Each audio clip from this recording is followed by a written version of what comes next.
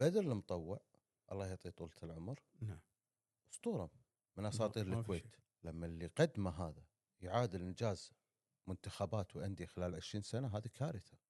صحيح. مو كارثة البدر، هذه كارثة نتيجة كرة القدم عندنا في الكويت. خلينا نبقى في الشق الوطني والجانب الوطني.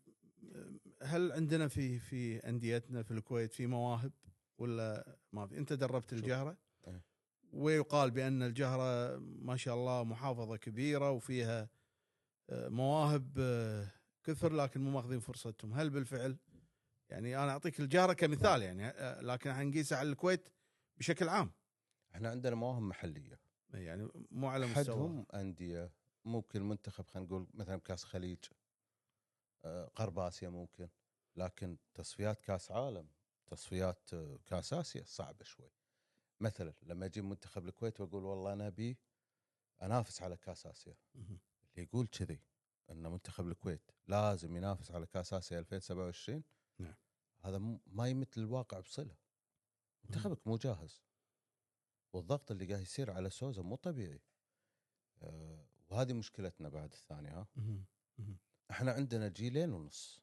نعم، افضل جيل مر بتاريخ الكويت الجيل الذهبي، كاس اسيا، اولمبياد موسكو، وصول كاس العالم، وصول كاس العالم، ومو بس الوصول، نعم، يعني يمكن تقديم لو ما أداء. ظلمنا الحكم في مباراة نعم. تشيكوسلوفاكيا ممكن احنا متأهلين بعد، نعم، او على الاقل ناخذ مركز افضل من اللي خذيناه.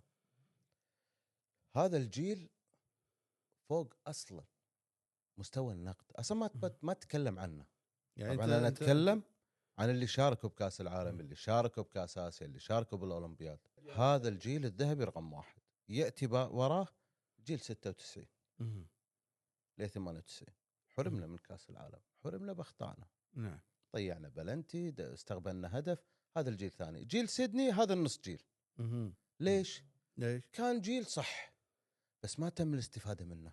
دخلنا عاد في صراعات، دخلنا عاد في مشاكل. الاتحاد صار لا 11 عضو، لا 5، لا لين ضاع الجيل هذا. باقي كل الأجيال اللي مرت على منتخب الكويت عادية. والدليل بدر المطوع الله يعطيه طولة العمر، نعم، أسطورة من أساطير ما في الكويت. شيء. لما اللي قدمه هذا يعادل إنجاز منتخبات وأندية خلال 20 سنة، هذه كارثة. صحيح. مو كارثة البدر، هذه كارثة نتيجة كرة القدم عندنا في الكويت. لما بدر المطوع يكون هو المنافس على أفضل لاعب بالموسم، هذه مصيبة.